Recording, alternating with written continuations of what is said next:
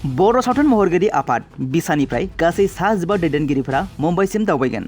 BTR सरकारनि sponsor खालामनायाव बड' फिल्म इन्डास्ट्रिनिफ्राय 19 दैदेनगिरि थान्दैफोरा मुम्बाइसिम दावबायगोन। दिनैनिफ्राय सानब्रैनि हाबाफारि लानानै मुम्बाइनि फिल्म सिटियाव दावबायनो थाखाय बड' फिल्म इन्डास्ट्रिनिफ्राय 19 दैदेनगिरि थान्दैफोरा मुम्बाइसिम दावबायगोन। बड' फिल्म इन्डास्ट्रिखौ जौगाहोनो थाखाय प्रमद बर' दैदेननाय बिटिआर सरकारा स्पन्सर खालामनानै 19 बर' सावथुन मुलुगनि दैदेनगिरिफोरखौ मुम्बाइनि फिल्म सिटियाव नायगिदिंनानै बर' सावथुन मुलुगनि दैदेनगिरिफोरखौ सोलोंनानै फैनो थाखाय दैथायहरदों।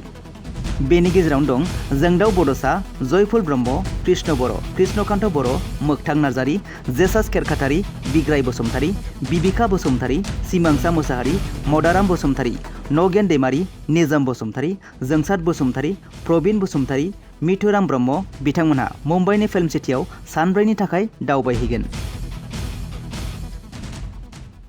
खुलुमबाय।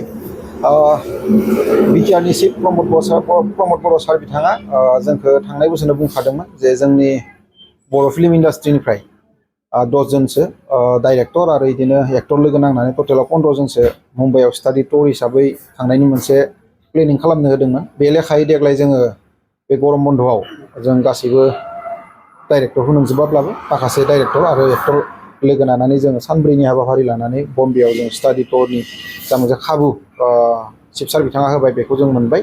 दा जोङो दिनै थांसिगोन बम्बेसिम आरो सानब्रैनि थाखाय। आरो बे हाबाफारियाव जोंनि डाइरेक्टर आरो एक्टरफोरा माखासे बाथ्रा सोलोंना फैनो हागोन होननानै जों सानदों। आरो बे कमप्लिट बेयाव स्टाडि टुर थांनायनि कनसेप्ट जोंनि डाइरेक्टर जोंदाव बड'सा सारनिफ्राय जोङो लादोंमोन। चिफ सार आरो जोंदाव बड'सा सारनि कनसेप्टआव बेयो दिनै साक्सेसफुल जानो थांगासिनो दं। आं सानो बेयाव थांनानै जोंनि डाइरेक्टर आरो एक्टर बिथांमोना माखासे गोदान बाथ्रा सोलोंना फैनो हागोन आरो जोंनि जा साननाय आरो लुबैनाय माखासे इन्टार रिलेसन बलिउडजों सोमोन्दो थानाय बे मोनसे जोंनि जा थांनाया जों 15 जन जों जे थांगोन फिल्मनि जोंनि बे डिरेक्टर एक्टरफोर जयैनो बे जोबोद मोनसे मोजां आरो माने जों माने खालि जोंनि जायगायावल' नङा जों माने मुम्बाइ फिल्म इन्डास्ट्रिफ्राव मा जागासिनो दं जों बेखौ एसे मिथिहैगोन। दा बेबायदि दा बेनि थाखाय जे बड'लेण्ड गभर्नमेन्टआ जे बेबायदि फाथायहरदों बे जोबोद मोजां। आरो उनावबो दा जेरै जों दा बम्बेआव थांदों दा सानथाम बा सानब्रैनि हाबाफारि लानानै आरो बे फैगौ दिनावबो माने फैगौ बे प्रत्येक बोसोरावनो इन्टारनेशनेल फिल्म फेस्टिभेल जायो गवायाव नभेम्बरनि 14 थारिखआव।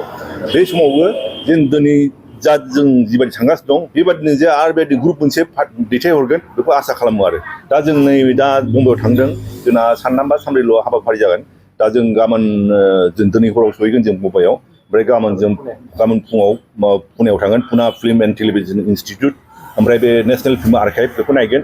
ओमफ्राय आरो बेनि नेक्स्ट डेआव जों माने मुम्बाइनि फिल्म सिटियाव थांगोन। बेयाव फिल्म सिटिनि स्टुडिअ' बा खामानि मावनाय माबायदि बेफोरखौ लागोन।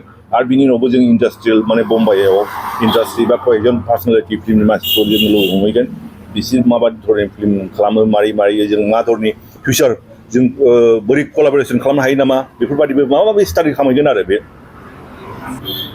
माने जोंना माने जों बर' जेनेबा जोंना बर' फिल्म माबाया जोंना लिमिटेड उदिन माने बड'लेण्डल' बा आसामावल' दंथ' जेनेबा दा जों दा बम्बेआव थाङोबा जेनेबा जों दा जोंनि फिल्मखौ बर'खौ जों बोरै गोसार होनो हागोन मुम्बाइनि मानसिफोरजों बा दस्रा जायगानि मानसिजोंबो जों कलाबरेसनाव बा माबा धरननि खालामनानै जों जोंनि मार्केटखौ एक्सपान्ड खालामनो हायो नामा बेफोरखौ निस्सय जों माबानो हागोन आरो बेनि दा थांनायनि गेजेरजों एसेबाबो माबा मोनसे लामा दिहुननायनि नाजानाय जागोन।